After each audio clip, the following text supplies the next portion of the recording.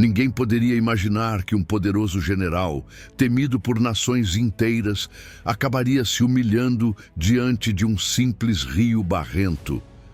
Mas foi ali, mergulhando 7 vezes, que Naamã descobriu não apenas a cura para a lepra que o consumia, mas também uma verdade que mudaria sua vida para sempre. Como um homem tão grande pôde ser quebrado em sua vaidade para, enfim, conhecer o Deus vivo? Essa é a jornada que você vai acompanhar agora. Naamã era comandante do exército da Síria, um homem de confiança do rei, vitorioso em batalhas, respeitado e admirado. Sua fama corria pelas cidades como a de um guerreiro invencível, um líder que sempre conduzia suas tropas à vitória. Aos olhos da sociedade, ele tinha tudo: poder, honra, prestígio e riquezas. Mas havia uma sombra escondida sob as armaduras brilhantes. Naamã era leproso.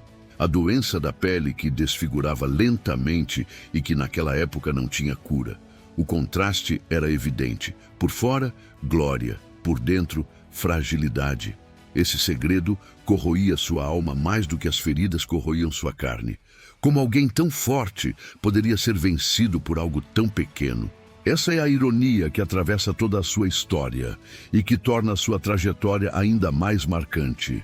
Dentro de sua própria casa, onde a glória das batalhas não tinha valor, Naamã convivia com o olhar silencioso da escravidão. Entre seus servos havia uma jovem israelita, levada cativa em uma das guerras contra Israel. Essa moça, ainda que sem nome na narrativa bíblica, foi peça-chave no destino do grande general. Ao ver o sofrimento de seu senhor, ela tomou coragem para dizer algo que mudaria tudo. Ah, se o meu senhor procurasse o profeta que está em Samaria, ele o curaria da sua lepra. Uma frase simples, mas às vezes é uma palavra vinda de quem ninguém espera que abre a porta para um milagre. Naamã, acostumado a ordens e estratégias militares, agora se via diante de um conselho vindo de uma escrava.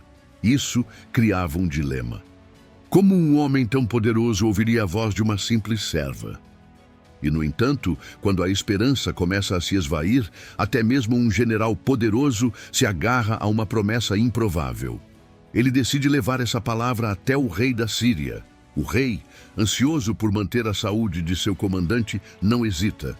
Escreve uma carta ao rei de Israel e envia com Naamã não apenas o documento, mas também uma fortuna em ouro, prata.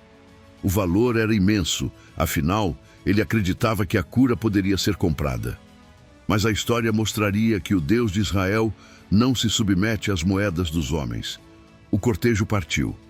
Caravanas luxuosas, soldados de confiança, presentes caros. A cena era de imponência.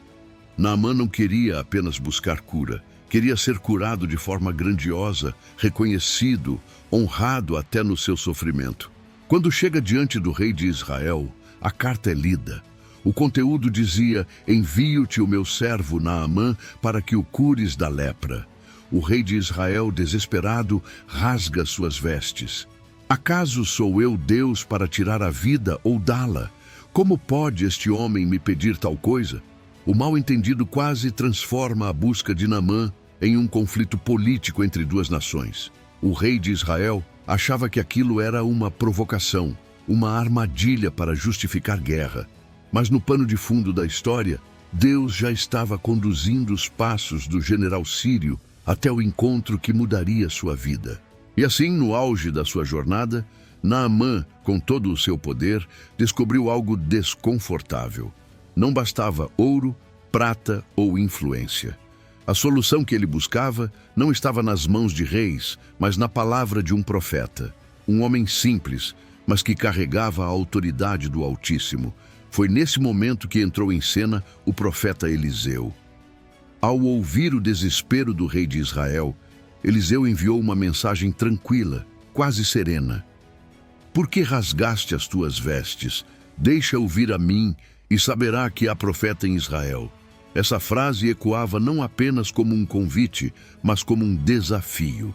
Naamã, que vinha de uma cultura onde deuses eram representados por templos luxuosos e rituais elaborados, estava prestes a se deparar com a simplicidade de um Deus que não se impressiona com ostentação.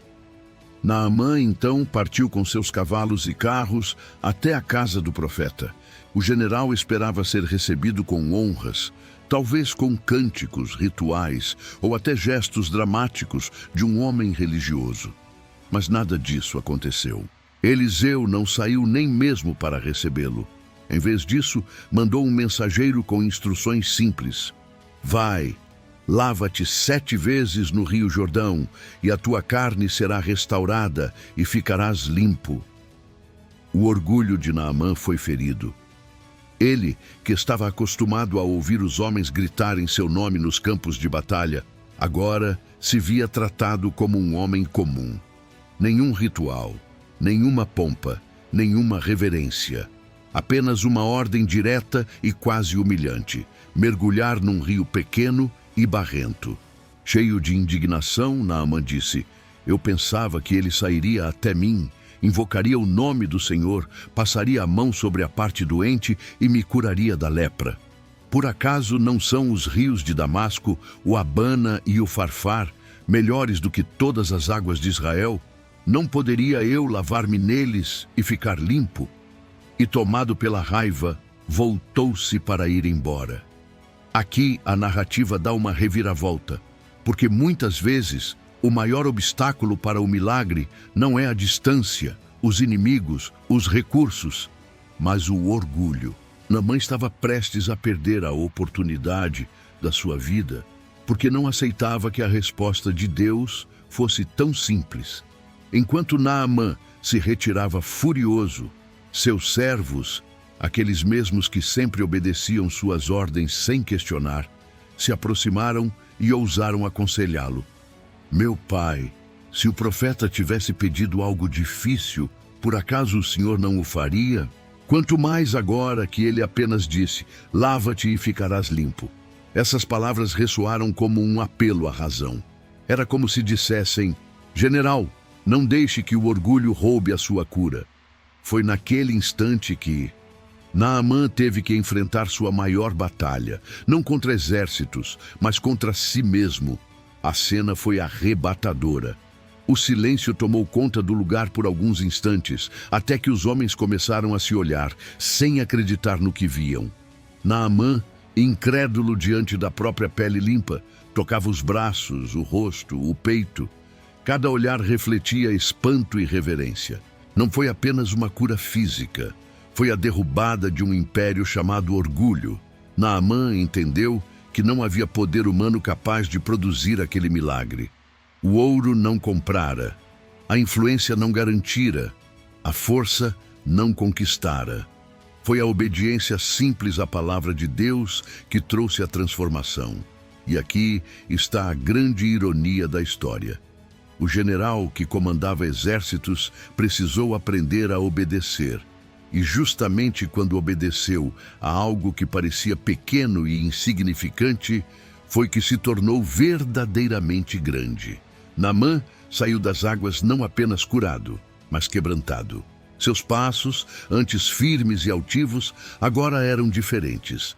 Era como se cada gota escorrendo de seu corpo contasse uma nova história, a de um homem que se rendeu ao Deus de Israel. E essa rendição o levaria a um gesto inesperado. Naamã, o general sírio, não podia simplesmente voltar para sua terra como se nada tivesse acontecido. Ele precisava retornar à casa do profeta Eliseu.